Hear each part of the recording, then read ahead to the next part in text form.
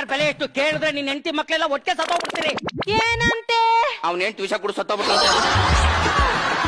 ನನ್ ಹೆಂಡತಿ ಸತ್ತಿಲ್ಲ ಕಣ. ಈ ಕಾರ್ ಬೆಲೆ 95 ಲಕ್ಷ.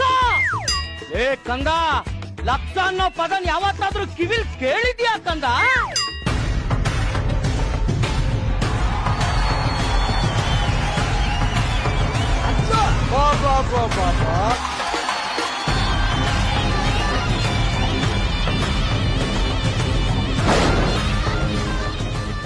ಇದ್ರಲ್ಲಿ 60 ಲಕ್ಷ ಇದೆ.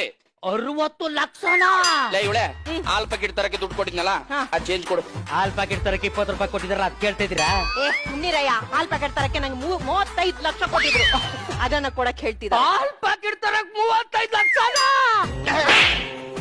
ಹಾಲ್ ನಾವು ಎಲ್ಲಿಂದ ತರ್ತೀವಿ ಅನ್ಕೊಂಡಿದ್ಯಾ? ಎಲ್ಲಿಂದ? ಅಮೆರಿಕಕ್ಕೆ ಹೋಗಿ ಬರ್ತಾನಲ್ಲ,